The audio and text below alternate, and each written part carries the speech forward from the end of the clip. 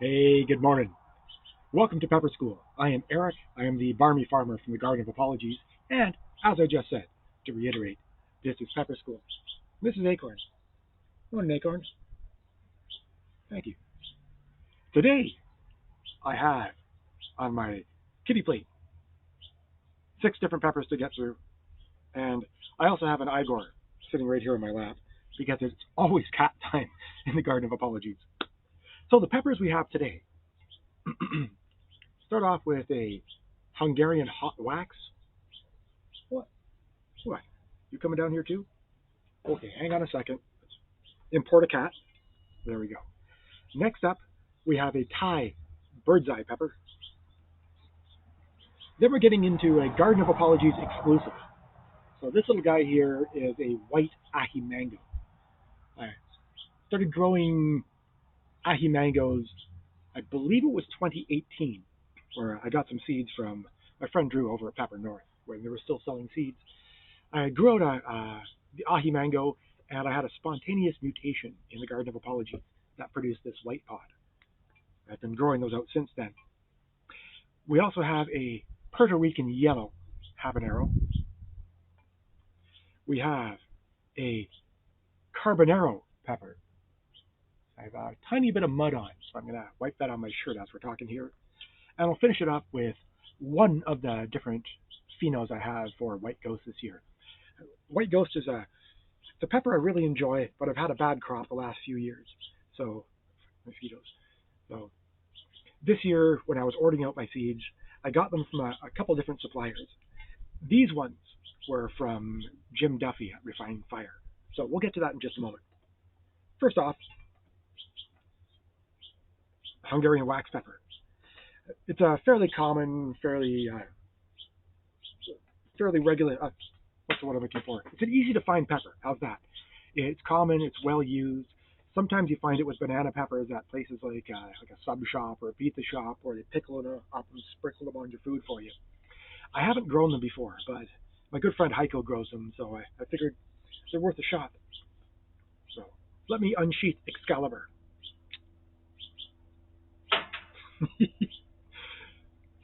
A nice red pod. It's called a Hungarian wax because it has kind of a waxy feel to it. It's an annuum pepper, and of course they do come from Hungary, hence Hungarian wax. They run about 5,000 to 10,000 Scoville heat units, so they fall right into that jalapeno range, but they have a completely different flavor. So if you're looking to craft a sauce, or if you're doing something like a jalapeno popper and you want a different take on it, the Hungarian hot wax is certainly a good interpretation you can throw in. We'll slice it open, and it's pretty much what you expect from this pod shape. We've got a vein of pith down the center and some seeds on it. But unlike a lot of the cayennes, this being kind of a wider pepper, I'm seeing a lot more seeds up in the calyx area than I see in some of the others. Nice thick walls, a bit of juice to it here. So let me get myself an ample chunk of the Hungarian hot wax.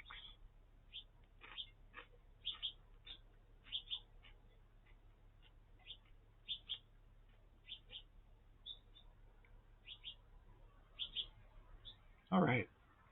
Really nice fruitiness there on the front. It's an immediate peppery kind of pepper with the black pepper boldness. Slight hints of tropical on the front end, but it's a very different flavor than you get from a jalapeno. So it's a good utility pepper. It's low end on the heat scale, but this is a good thickening agent. This is where I picked up the tip. My friend Heiko uses this sometimes as I'll call it an extender pepper. As you're making your batch of hot sauce, it's good to throw in something like a bell pepper or something that has that pepper flavor that helps extend the batch out and give you a nice texture. Hungarian hot wax is certainly a good fit for that. Next up is a very well-known pepper. Got a nice bit of corking on it as well. I'm quite impressed with. This is a Thai pepper. And although it came in a package called Thai peppers, I know that there are several varieties of Thai, and there isn't really just a Thai pepper. So this one in particular, based on my research, it looks like a Thai bird's eye pepper. It's got kind of the right pheno shape, where you've got a little bit of lumpiness down the curve here. The corking is a little unusual, so I don't see that very often. But this is it's what I expect from a Thai bird's eye. And of course, it's a Thailand pepper. It's our second annuum for today. So as we've been through a few of these, like the KNs and the gung baos, they all have a very similar pod shape, where it's a long, narrow pod with that string of pith down the side and some seeds. One more cat came in for a visit, and just like the gong bao we looked at in an earlier episode, it is just filthy with seeds. So peppers like these, when they're in Thai food, there's usually a dried pepper that's thrown in on the side. Generally, I don't eat that dried pepper because it's tough to chew, and they are just full of seeds. You can shake it like a maraca when it's dried. So I don't find that as a pleasant eating type of pepper. But when they're like this, they're fresh, and you can get around that dried texture with the seeds. They are quite nice. Oh, good morning, Louise. Louise is the matriarch of the greenhouse cats here. So as they're bouncing around doing crazy stuff in the background, Mama has just shown up to chaperone. So this is a hotter pepper. Got a nice chunk from the tip here. The bird's eyes run generally about 50,000 to 100,000 Scoville heat units. So kind of the top end of a KN. Let's do her.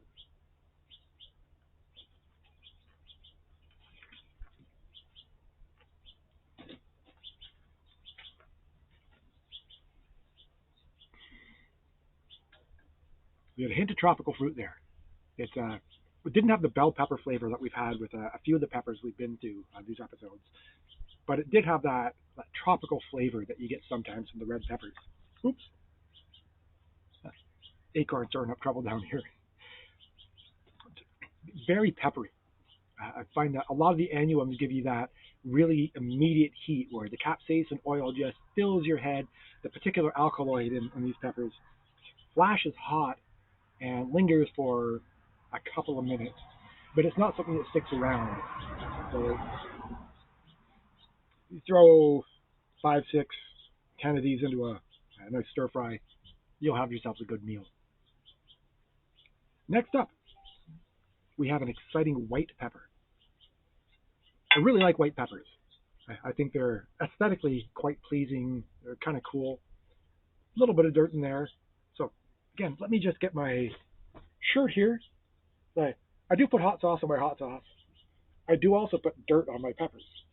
I don't always eat the dirt, although it is a good vegan source of vitamin B12 to keep you healthy, keep that brain working. That's what it is. Really gnarled looking pheno here on the baccatum. And as I mentioned earlier, baccatum peppers, the ahis are traditionally from South America. I got my initial seed batch from Drew at Pepper North, and they were still doing the seed business.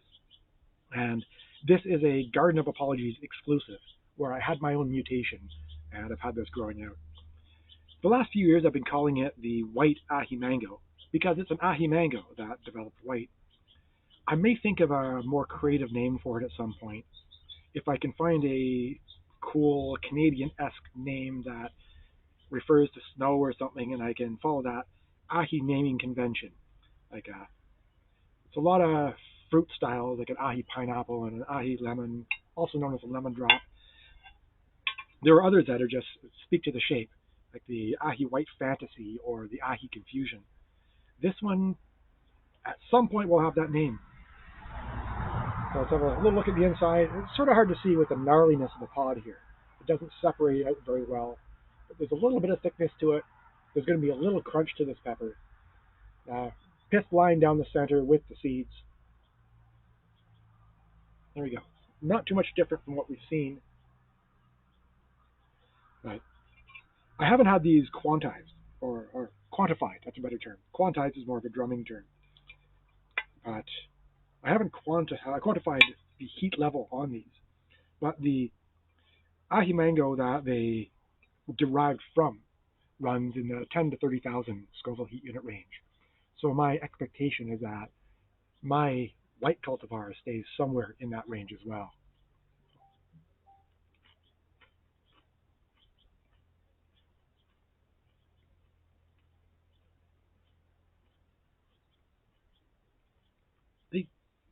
There's a nice fresh flavor to it.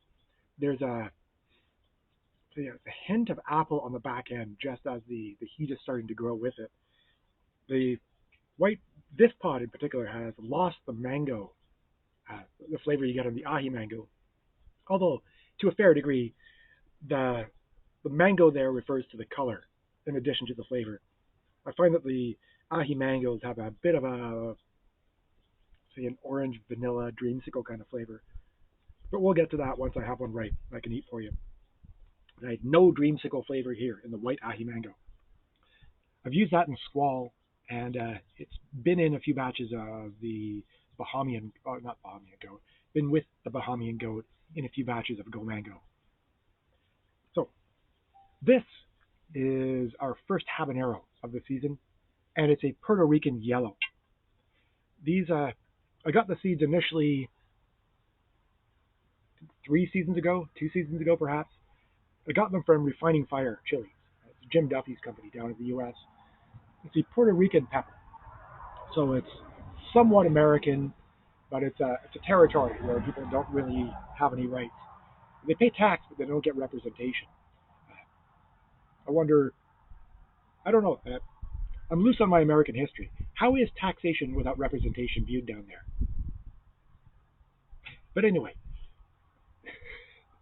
the Puerto Rican yellow plants come out with a nice green foliage. You get purple stems on them, a bit of a purple blush down the leaves, and the pods come out with a dark purple on the top and a green around the bottom.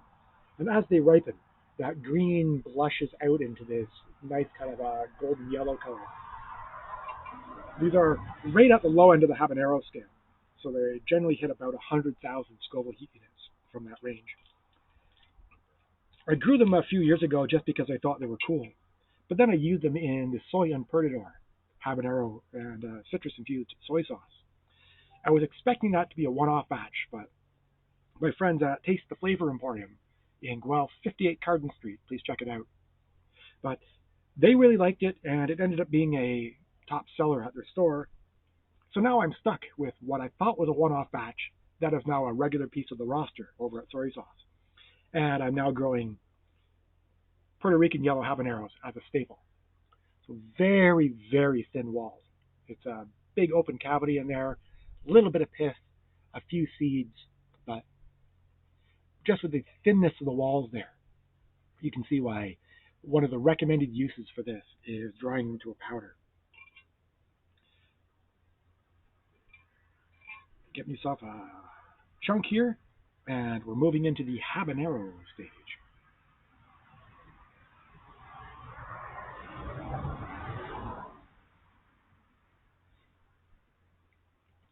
Very neutral flavor, very peppery. It's a good immediate habanero heat. I find that the capsaicin alkaloid in the habaneros gives you way too much heat just for a few seconds, and then you're okay.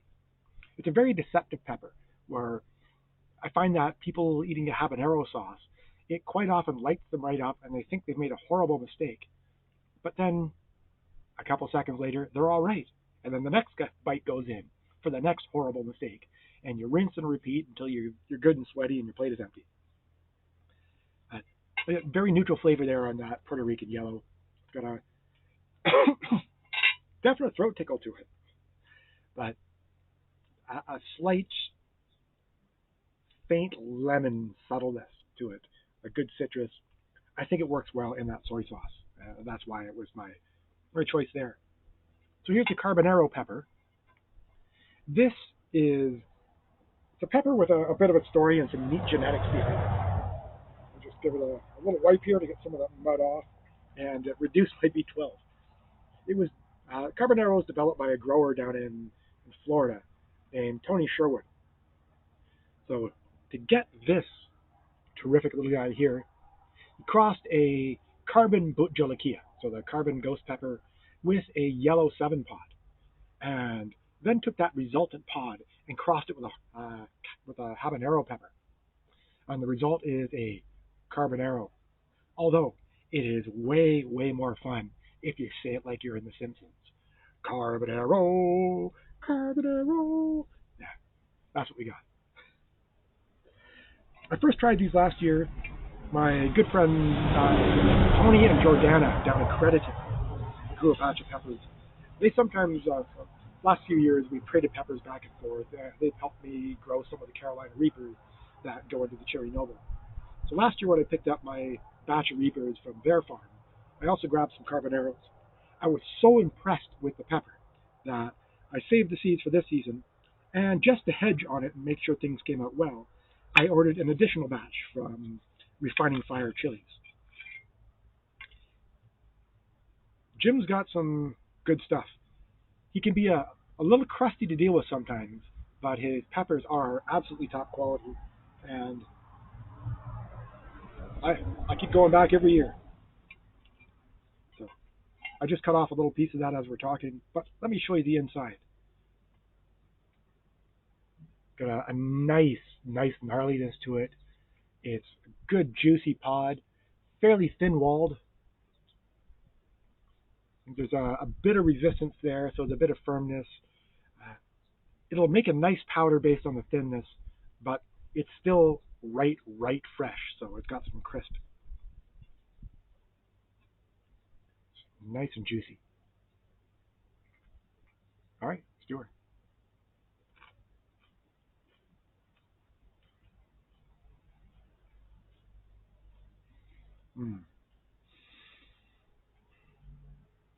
That is a nice pod. Mm. A bit of citrus, a bit of a tropical flavor, very fruity, and a good sweetness to it.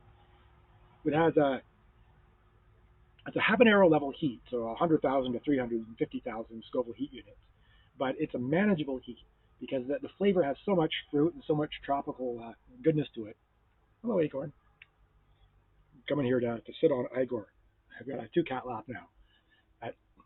It has enough of that tropical fruitiness that it takes an edge off that pepperiness, and that makes a really nice pepper. I don't yet know what I'm going to do with it this year. I'm growing datil peppers as well, so I'm thinking that the two of those can go in together as some kind of a tropical fruit sauce. We'll talk about the datils as soon as I have one ready, but those are a really terrific pepper, also from Florida. So it could be that, like a Florida combination there. We'll talk about it. The last pepper we have today for episode Susie Quattro, Pepper School, the Garden of Apologies, we have a white ghost pepper. I have a few different phenos I'm growing this year, phenotypes, but if I recall correctly, 3 different seed suppliers. I often buy it from White Hot Peppers. I believe it's Illinois as well, but I've been buying there for a few years, and the peppers are generally really good. These are the ones I got from Refining Fire with Jim Duffy. It's a smaller pod and quite a bit smoother than the ones I got from White Hot Peppers. And that's why I'm growing a variety. See, I have 102 varieties of pepper in the Garden of Apologies this year. But for things like ghost peppers, red ghost, white ghost, chocolate ghost, my dragon's breath, some of the Carolina Reapers, I'll go with multiple different seed suppliers just to hedge on it. So I can produce a variety of pods. And as I'm saving seeds for the Garden of Apologies seed bank of what I grow next year, I want to make sure I'm choosing from the pod that perform the best in my physical conditions here in Lebanon, Ontario. So let's get into the white ghost pepper here. It's a naturally occurring variation of the red ghost pepper. So there's no real superhero origin story on it because much like my white Aji Mango, they just kind of spontaneously change color and ripen that way. And with a couple of different seed suppliers and completely different phenoshapes, that leads me to believe that there have been multiple mutations that have happened on different farms and different grow spaces. So not every white ghost pepper comes from the same batch of genetics. So speaking of the white That's our slice on it. A little bit of gnarliness, a little bit of capsaicin oil in on the inside. A few seeds up around the calyx area, a bit of pissing that runs down the center. That is a floral pod smell. I find that in previous white pods I've grown, there is often a sweetness to them, a good fruitiness. Other white pods I've grown have ended up being extremely floral. This one, just on the bouquet, it smells extremely floral.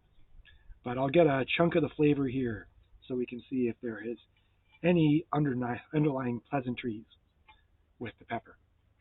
White ghost pepper, it's the low end of the ghost scale. They run 800,000 to about a million Scoville heat units.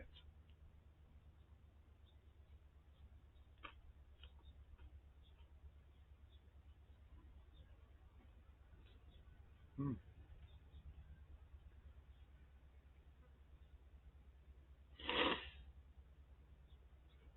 And here comes the creep from the ghost.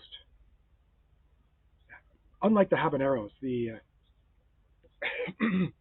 ghost peppers tend to have a, a delayed reaction. Dragon's Breath and Carolina Reapers are both like that as well. We start off with an initial heat, and then it grows and it grows and it grows, much as it is doing right now. So the initial taste of the white ghost pepper, excuse me, it had like the white aji mango, slightly a neutral flavor where it was a bit of crunch, not a bold flavor, but a hint of sweetness and a little bit of apple. But then as soon as I swallowed the bite I had, the floral came in with just a wash of perfume and flowery pod taste. So it's if it's paired with the right ingredients, I can see that as being a very useful pepper because it does have a good tongue stinging heat that's making it slightly difficult for me to speak to you right now. But just on its own, there's enough of that bitter floral on the back end of it that it's not a hugely pleasant experience. Well, there we have it. This has been episode 4 from the Garden of Apologies Pepper School. I hope you've enjoyed watching me eat through a few of the peppers I'm growing here. Thank you for watching. Please do the like and subscribe and that kind of thing. If you feel inclined to share it out, then maybe your friends will be impressed by your pepper knowledge or some kind of thing like that. Anyway, this is Pepper School. I'm stepping out for now. I will see you on the next time.